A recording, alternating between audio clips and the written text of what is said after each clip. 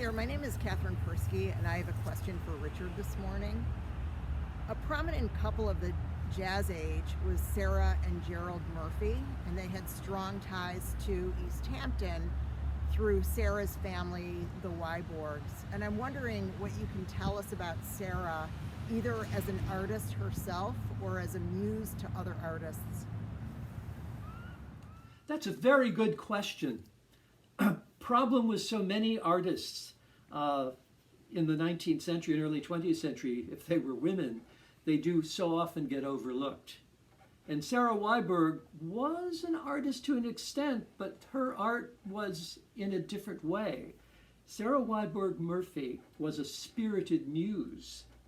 She was smart, adventurous, an innovative tastemaker who inspired Picasso and Hemingway, and I could go on with a list of people that she inspired.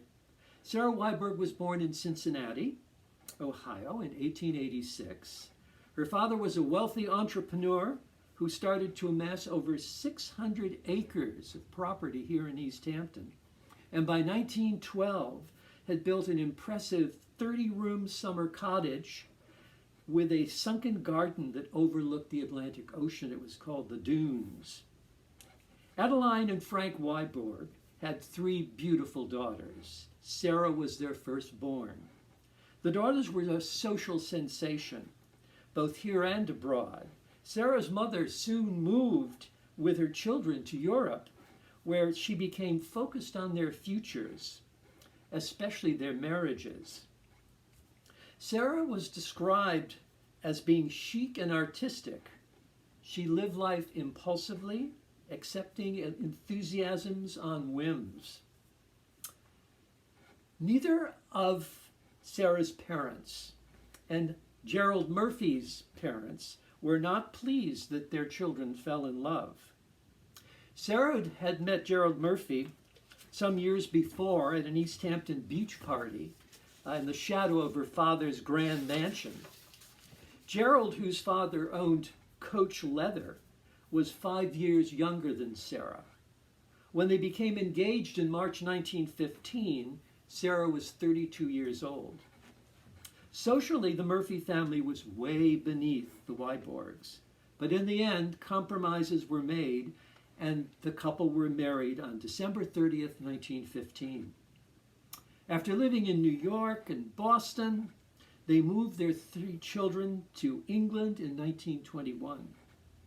They were finally free of their respective parents' disdain, but Paris called to them. Gerald took up painting. They both volunteered working on scenery for a Russian ballet. Sara designed costumes, and she even made some of them. Paris was a very inexpensive place to live after World War I, and they, each with an allowance, felt quite rich. They played with and helped support artists in many different ways, often becoming their patrons. Sara inspired authors like Ernest Hemingway and F. Scott Fitzgerald. Both novelists created characters based on Sara, especially Fitzgerald in his tender Is the Night.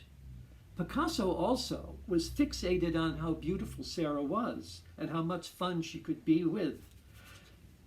Her beauty, particularly her profile, inspired him to create a number of paintings which are now called his classical period, and they include 2 that are definitely portraits of Sara.